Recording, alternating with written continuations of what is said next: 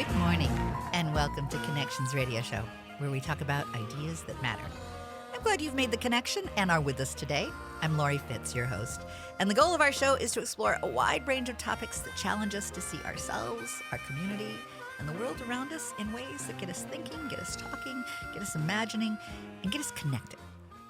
And perhaps inspired or challenged to do just a bit more because we've made that connection.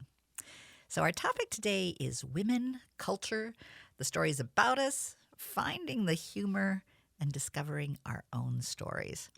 Hosting with me today is Rick Bernardo, and he has invited a very special guest, and I'm going to let Rick do the formal introductions. I will be formal and wear a tuxedo even if I have to. But I'm still Rick, and we've got with us Gina Barreca, with whom we had some good laughs and all kinds of deeper insights on a program a number of months ago. And she had just released a book, Fast Fallen Women, at the time, and it's part of a series of books about fast women. and they're beautiful. They're anthologies, basically, that she's edited from various authors. But a little more about Gina. She was called by People magazine smart and funny, and by Ms. magazine the feminist humor maven. And I first met her because I wanted to meet her after I saw a book many years ago that was called, they used to call me Snow White, but I drifted. And I thought, I got to meet this person. So good morning, Gina. Hello, I'm so delighted to be with both of you again. What a treat. Absolutely. We're delighted to have you back. So how is Fast Fallen Women doing? It actually did beautifully. It got to number 3 in new releases on Amazon. Oh, congratulations. And, thank you. And even more crucially or vitally to me, it sold out of all of the initial copies bought by the Independent Booksellers Association that sell through bookshop.org. So they had to go back and reorder right away. And so I think it has captured the imagination of a lot of readers. And of course, that's what, that's what's important. It's tapped into a place where people feel they need to read their stories, tell their stories. And as you said, the important thing is about making connections. And I think that people have connected through this book. This is the third in the series of Fast Women books that I've done, but it's really done better than the first two, which were Fast Funny Women and then Fast Fierce Women. And I think that the books are getting better all the time. I think we're getting better at learning how to do them. And as the editor of the series of getting people, but this, this book included new and original pieces by Amy Tan, Carolyn Levitt, Jane Smiley, Darian Huji, by well-known and established important writers. And we're accompanied by writers who are 20 to 87, but who have never seen their work in print before. And that's part of what I like to do, is to put very established, significant, already well-known voices right next to the emerging voices. And when you ask them to be part of the book and to submit their essay, do you give them like a prompt of tell your story or tell your story about how you're a fallen woman, or I tell them the title. I mean, it's like Fast Fallen Women. How do you define fallen? And one of the really fun, surprising parts about the book is that 75 women, you have 75 different versions of what counts as fallen. And so not only the sort of Eve in the garden, or leading to the fall of all of mankind. I mean, men fall, but because women have tempted them, right? I mean, we always get the tough part here. We're the instigators of the fall. We just have to eat everything, right? I mean, and so you put something in front of us. I mean, it wasn't even a pie; it was just the plain apple, and that's when you go. And that's how you know that God is a man. People come up to me and go, "Don't, as a feminist, you think God is female?" I'm going, absolutely not. No female God would have said, "Here's a beautiful piece of fruit, don't touch it." That we would have said, "Look, this is a natural form of sugar. You can use it to clean your teeth. You can eat it raw with some cheese. You can bake it into a pie. You could stuff it with figs. You could, no." A male God says, "Here's this, don't eat it. Here's your first test." The Uh, the yeah, forbidden. exactly. It's forbidden. It contains knowledge and it's forbidden. Yeah, So don't eat.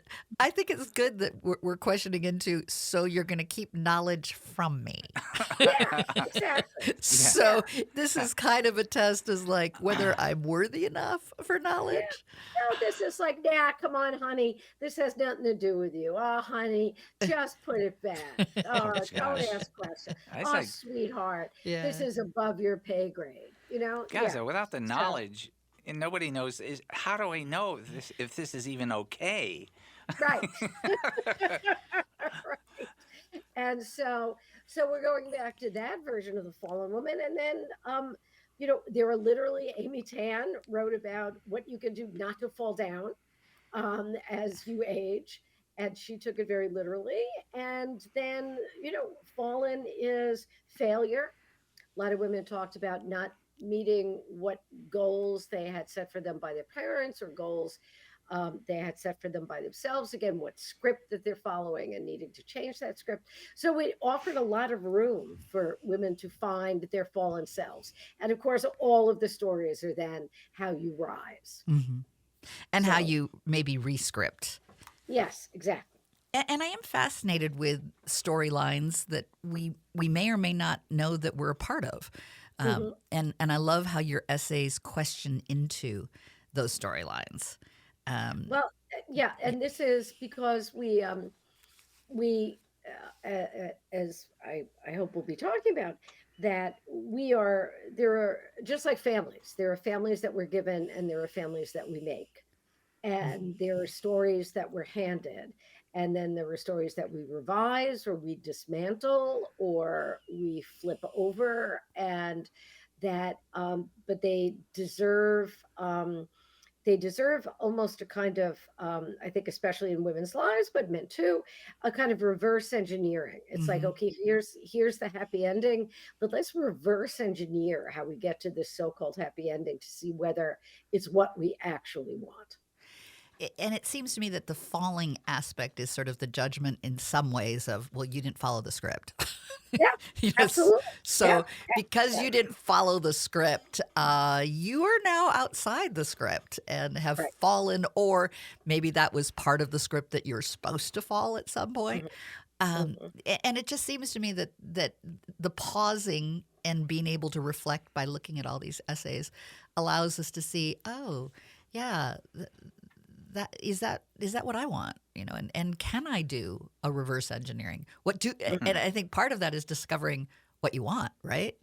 You know, Well, yeah, and what you want different from what you've been told is desirable. hmm And I think that that's a very big moment when you hear that, I mean, let's think about women's literature just for a minute. I mean, my day job is as an English teacher at the University of Connecticut, and a writer about, I've studied women's novels for 110 years. And that, the happy ending for women is marriage. right. But that, Cinderella got the prince. but yeah, but it's the idea that women's stories end Yes. in marriage. Yeah. Like that's the end. You're done now. You're done now. Okay. Now That let's go that on to marriage, someone else. and that marriage for men, if it shows up at all in the masculine narrative, is a detail. Yeah. It is certainly not the happy ending. Mhm. Getting the Almost girl an is, obligation. oh yeah, I mean, getting the girl is part of the male story. It is Mhm. not the happy ending Mhm. of the male Mm, story. It is on the way to larger quest narratives yeah. where all the girl is supposed to want is to get some poor bastard to buy her a ring and put it on her finger and Put a like ring on it.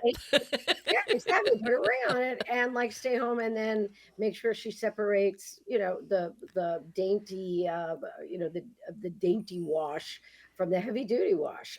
It's no way for an adult to go through life. And it was, Betty Friedan in The Feminine Mystique who talked about this half a century ago, or a little bit more now. But it's still a struggle. I have to tell you. I mean, I have students who are smart, bright, ambitious, and I had one young woman not that long ago who was getting married the week after she graduated, and I said, "Okay, that's good for you. This is a choice, right?"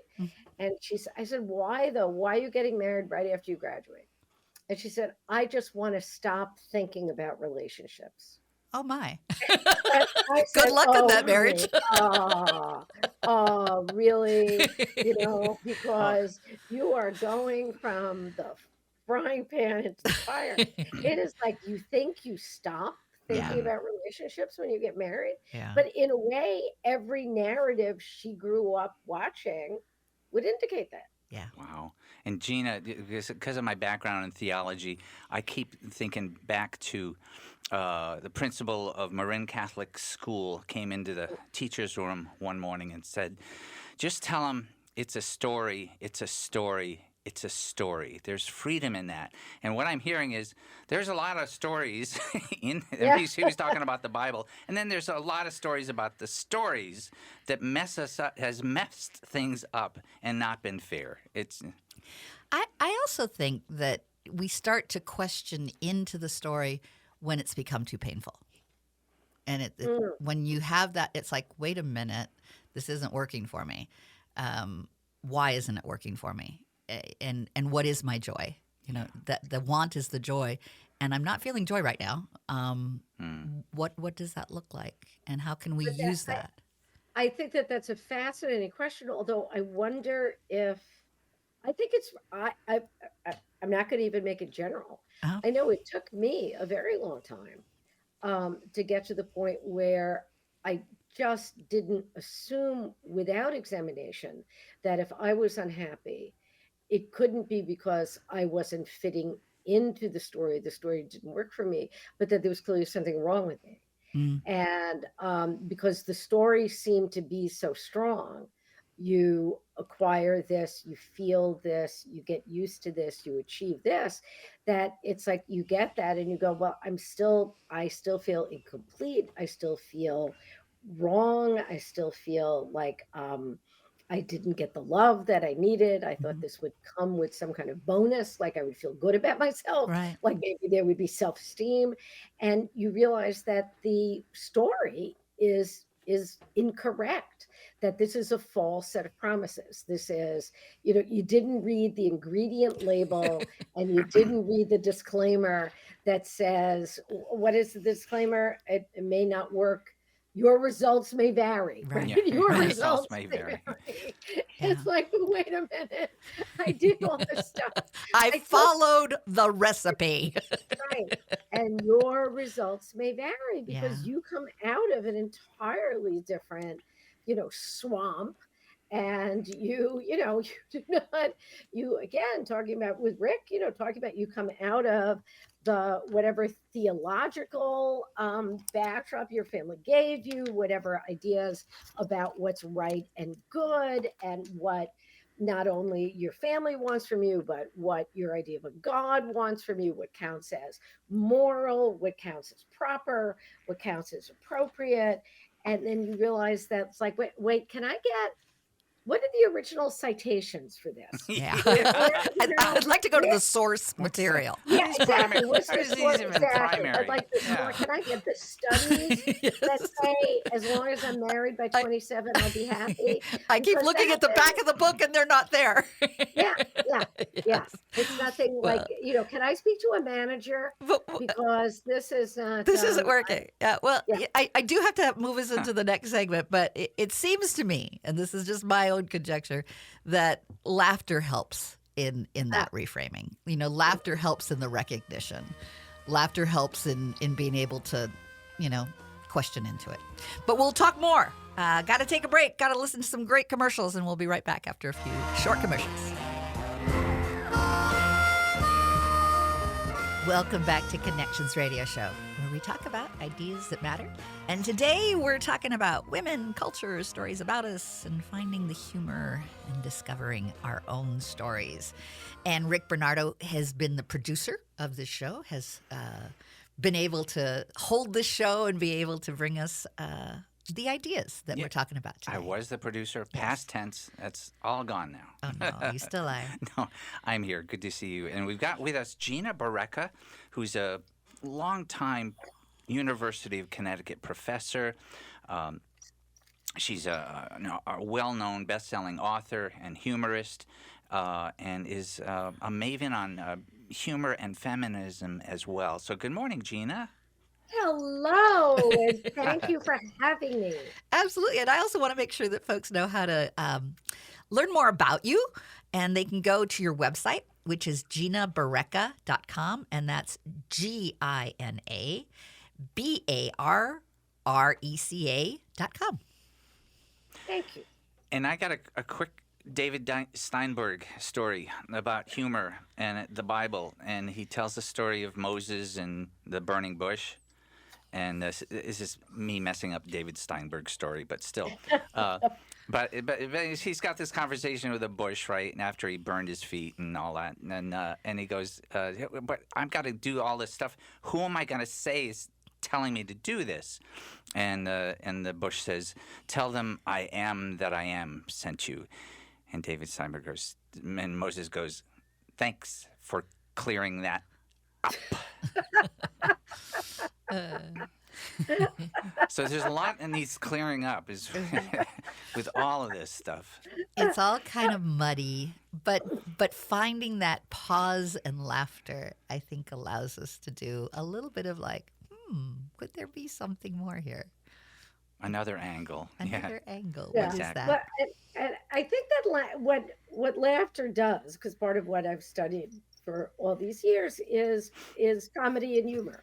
Mm-hmm. And why comedy and humor matter, and why, and the ways in which that, first of all, that comedy it's not the same for everybody. It's not, we always have this idea that it's somehow like this big umbrella that we all stand under, and it isn't. There are things that will make some people laugh and other people cry immediately. There are things that people say, I mean, some of the worst emotional violence is done to human beings under the guise of, oh, what's the matter? Can't you take a joke? Yes. Oh, I was just kidding. What's the big deal? I mean, there's real violence and anger and cruelty. Just cruelty. cruelty. Yes, Yeah. cruelty is the right word. That poses in that disguise, and that's it's. I think it's like the version of the terrifying clown. Mm-hmm. You know, it's like, no, this is not your friend. This is somebody who is appearing to be kidding around, but who is actually doing harm to you. And it should trigger the unfairness muscle in any child or adult. Yeah. Right. Yeah. When somebody says it's because that, it's bullying. and, It's bullying. yeah, it is. It is bullying, and it's also the idea that if you know, we need to learn to allow ourselves to say, no, that's, you know, that's not okay. So my answer to that, which I feel like I should patent or something, is when somebody tells you a joke, or I mean, even one that's not directed at you, but something that you find offensive, something that is outrageous, something that is gone past just being stupid, Mm-hmm. but is actually malevolent, that to be able to say something, just to comment on it, so that you don't have to live with that kind of thing where you're up all night thinking what I should have said. Yes. I Yeah. should have said this, I should have said that. That just to say to somebody, look, I'll forgive you for telling that story if you forgive me for not laughing. Oh, nice. And that you get to register your response. Right. You don't have to get into a 4-hour argument. I mean, there are times when the 4-hour arguments are appropriate, but there are times when you can't bring yourself to do it, or the situation doesn't allow it. But just so you register to say, nope. Yeah. You know what? I'm calling you on this. And you forgive me for not laughing, I'll forgive you for telling And that. it takes a But little bit of the air out of what was just said too. yeah, It absolutely. I there mean, it should. Yeah, if it somebody's not an idiot, it deflates it entirely. and what it feels like when that happens, it feels like you're stepping out of the order here. Yes. And the order is such, and I am going to be the enforcer of the order so that you get in line, is what Well, or that it's refusing to give somebody the expected response, which Mhm. again, in the best of all possible ways, to go back to what you were talking about, Lori, is that it makes them think. Yeah.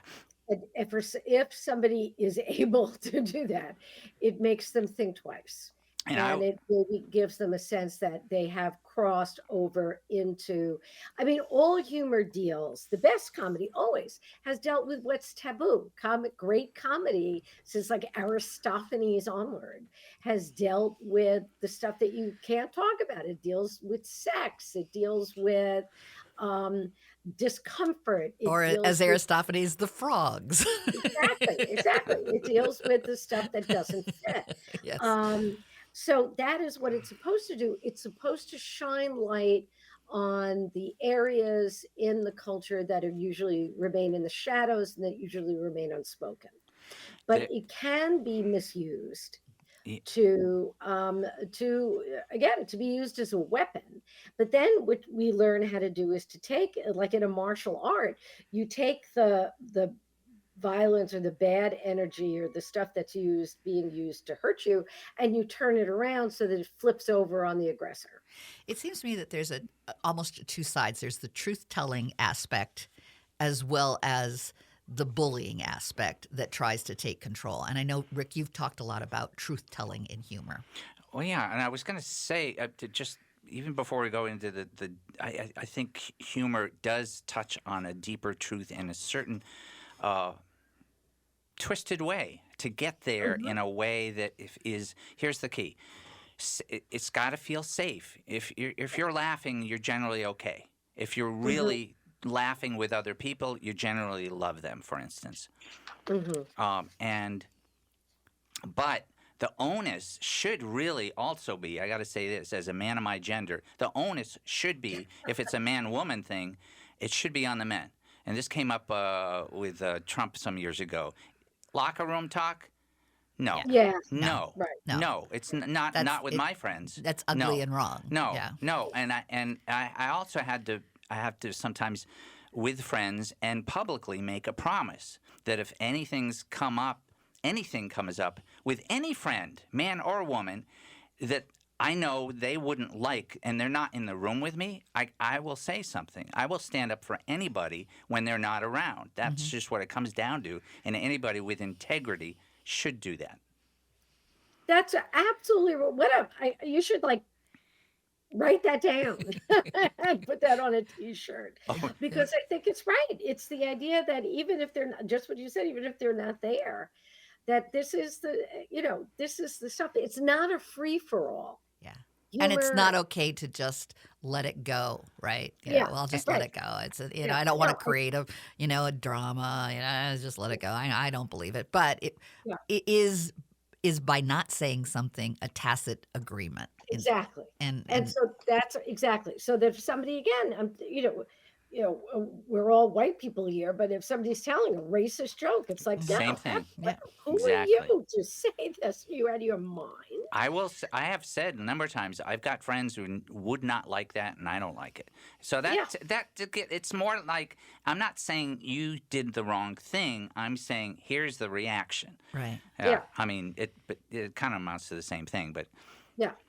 Well, but I think that's, and it's not being the humor police. Right. And that's what's important too. It's not being the humor police. It's just saying, again, like for me, that's why that line works. It's like, it's not funny. Yeah. You're wrong. Right. It's not funny. Sorry. I'm just going to be honest. But with that, I need to take us to a break again. But I'm excited about our next segment where we're going to continue to talk about humor and the power of story and our own story and what does that look like. So stay with us. We'll be right back.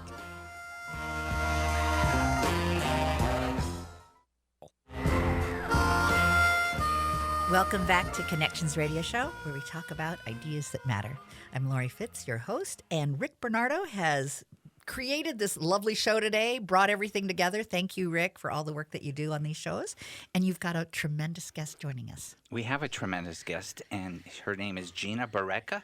She's a University of Connecticut professor for many years, a well-known best-selling author, humorist, feminist, and written her most recent Fast Women series book called Fast Fallen Women. And hi, Gina. Good morning. Hi. Thank you for having me. I'm so happy with this conversation. I wanted to keep going. I do too. And I wanted to just let you know, since our last broadcast, we were talking about comedy, and we mentioned Quincy Jones had said he thought a big laugh is really a loud noise from the soul, saying, "Ain't that the truth?" Which has to which rings a bell with me big time. But I also found another one from Will Durst. Sorry, these are both men, but Yeah, you know, that's there's. But you're a guy too, so it's okay. I will, yeah. Well, I'll dig deeper. But Will Durst is for many years in the San Francisco Bay Area comedian. But he said comedy is a form of defiance. It can be a snort of contempt in the face of fear and anxiety, and it's the laughter that allows us hope to creep back in on the inhale. Ooh, I like that. Yeah. Yeah. And That's we at our show, if you have just joined us, I encourage you to go back and listen to the first two segments. You can do that by going to am950radio.com. And we've been talking about women, culture, the stories about us. Finding, using, and addressing humor, I think, has been part of our conversation. And Hello, humor. as we discover, is that your addressing? I am Always addressing. addressing. I like that. You're addressing. It has a humor. P.O. box too, Yeah. but that's different. So Yeah, go for it. I was going to say we left off right before the break on the importance of laughter, Yes. and I take it as is like a personal mission in my life, is that laughter is not laughter. Mark Twain said, against against laughter no tyranny can stand. Oh, I like that. And that the idea that laughter drives away fear. Somebody who is laughing is not afraid. Mhm. That it's like they can't exist simultaneously. I mean, because we're talking about real laughter. We're talking about the sort of not the weird nervous giggling or the manufactured performative laughter, but the real laughter, the Quincy Jones The lines soulful, and the lines yeah. he was just saying, it's like the stuff that does come from the heart, from the gut.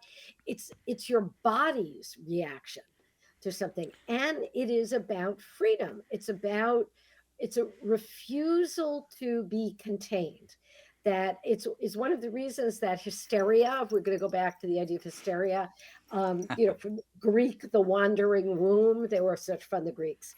And, but it's the idea that things are out of place, but people do, and not just women, although women being allowed as we are to display our emotions more publicly than men. Not that we have them. Men have their own emotions, but women have been encouraged to display them more publicly. But the hysteria will go from weeping to laughter in a second, in a Sure. breath. Sure. That it's not only because something is funny, but because something moves you so deeply. And speaking of so once we're in that emotional space, we're in a deeper space for which there really aren't words at that point.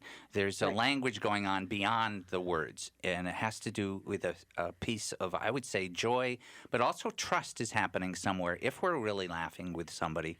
But recently on Facebook, Gina, you had seen and said, you had seen the documentary on Fred Rogers, and we want to talk about that because there's so much moving and also inspiring things going on with the conversation you're having with people. So let's first, we want to play just 30 seconds from the documentary about Fred Rogers called "Won't You Be My It's an Neighbor?" invitation.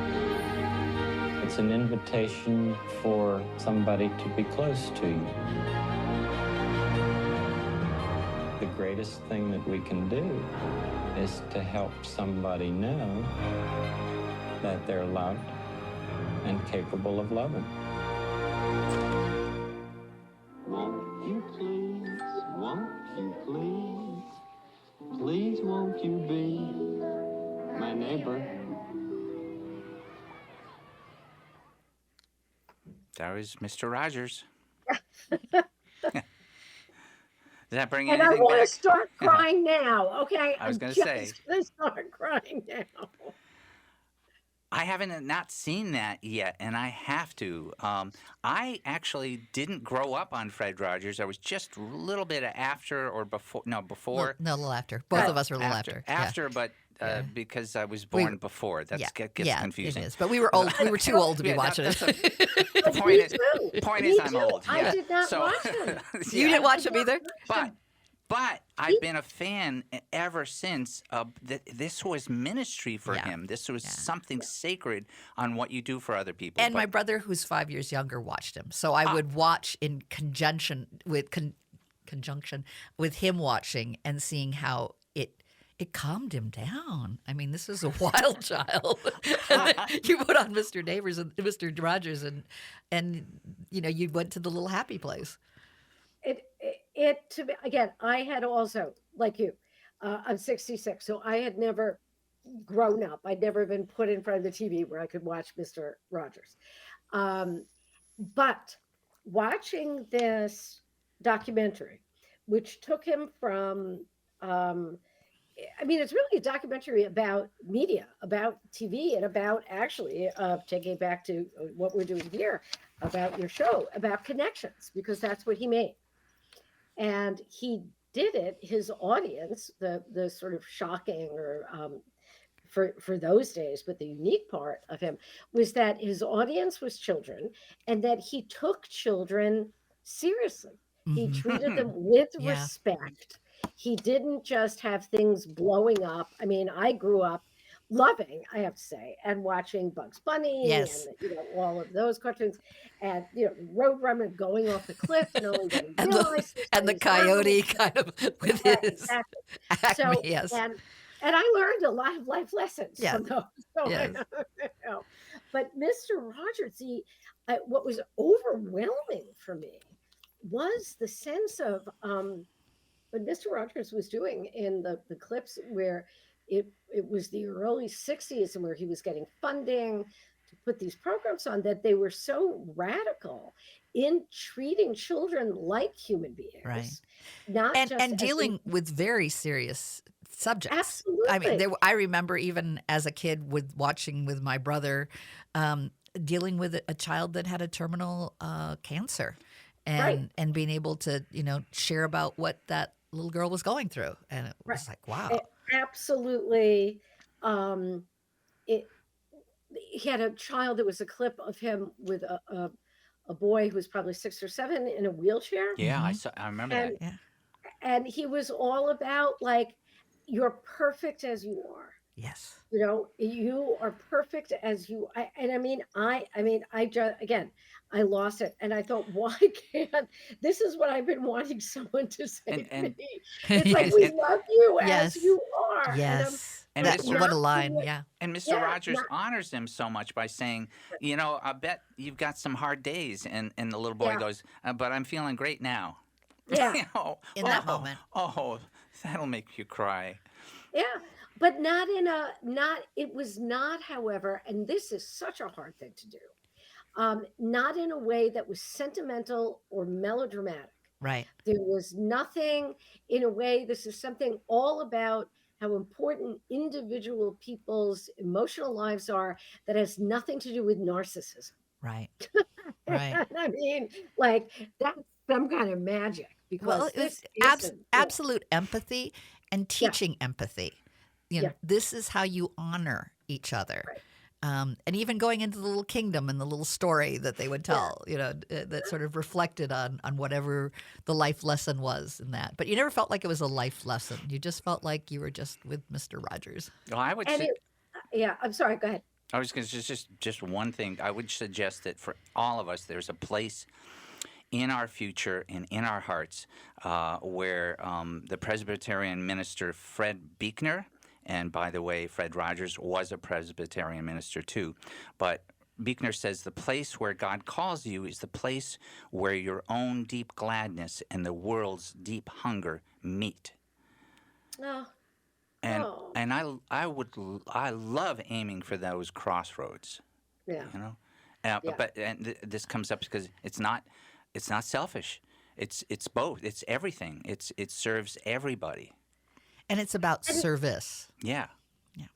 There's and it's power in that. also it's also about the again the sense of making connections that are between parts. I mean, one of the things that is so crucial is understanding that joy and despair, and that the most miserable thing that you go through can eventually become your funniest story, Yeah. and that doesn't um, undercut the misery that you actually went through. That to make a It funny honors it. story, Yeah. it honors it. Yeah. It transforms it. It is what you get. Again, you get to redeem, if we're going to talk about it in sort of theological or but you get to redeem it the way you get your money back on a deposit or a Well, bottle. but You get to redeem the experience. Like, this thing happened to you, but if you make a story out of it that's yours and you can retell it, it's not something that was done to you by Right. the universe. It's a Right. story that is yours, that you have control over it, and you can tell it in your way. And if you can make yourself and somebody laugh to see the ironies, the dissonance, absurdities. right? Yeah. Oh, thank you. Then it gets you back your deposit on that original thing Pain. that you Yeah. gave to the world, right? Yeah. And I do think it's part of it is being able to hold it differently, being able to hold the pain, not dismiss the pain, to hold Right. the pain and hold the joy. And how do you do both? And again, we have to go to break. But We'll be we'll back. be back because there's more to talk about. And thank you for your insights. I also want to make sure that the audience knows how to get to learn more about you. And that's GinaBarreca.com. And that's GinaBarreca.com. And we'll be right back.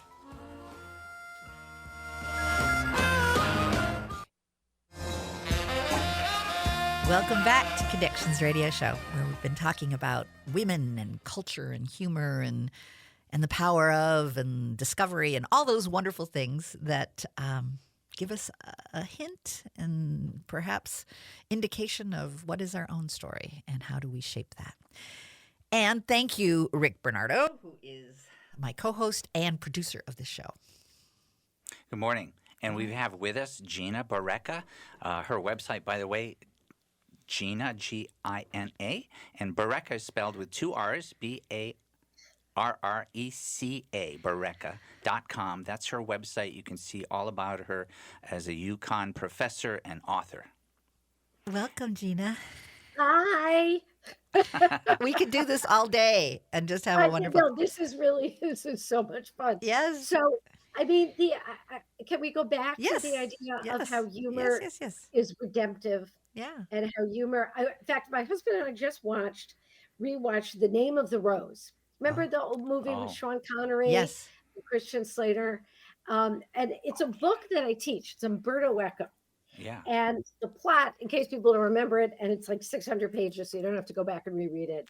And the movie's okay, but it doesn't hold up as well as it should. I can also say that. But the book is amazing because it's a bunch of monks in the 13th century during the Inquisition. Always a fun time.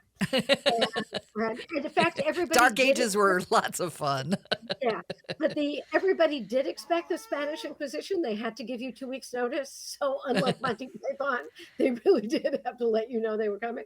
But there's a monk who, because the Aristotle, we have the book on tragedy, but we don't have the book on comedy. Mhm. And there's a monk who's head of the monastery who believes that laughter is the devil's work. Oh. and so ends up killing everybody. Ooh.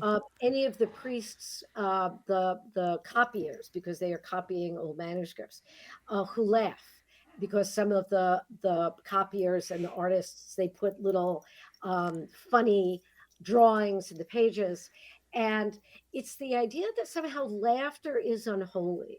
Where I think if we go back to like Erasmus and In Praise of Folly, if we go back to early versions of religion and worship, and just the idea of reaffirming why we're here and what our business is on this planet, it's got to be about joy. Yes. And joy has to include laughing at ourselves, at those, again, as we said, the absurdities around us.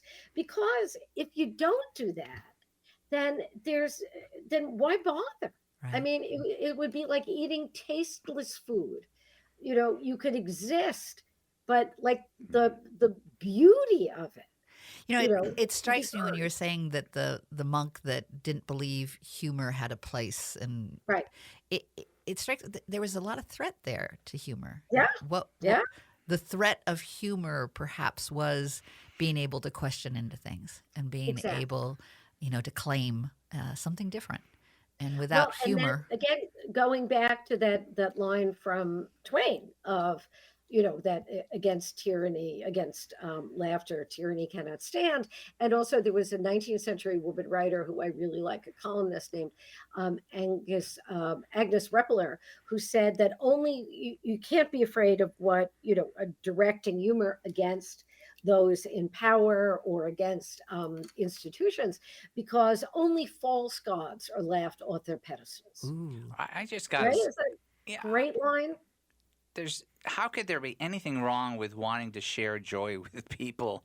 That's just sort of like an inherently definition thing. it's kind of a big Debbie Downer. It's like, Yeah. no, I'm going to go over here with these people now. Thank you. Yeah, and Rachel Dratch, who started Debbie Downer, is a friend of mine. Oh, is she? Yeah, from Saturday Night I Live. love She's her. a- I love yeah. her. Tell her I'm one of her biggest fans. I love her.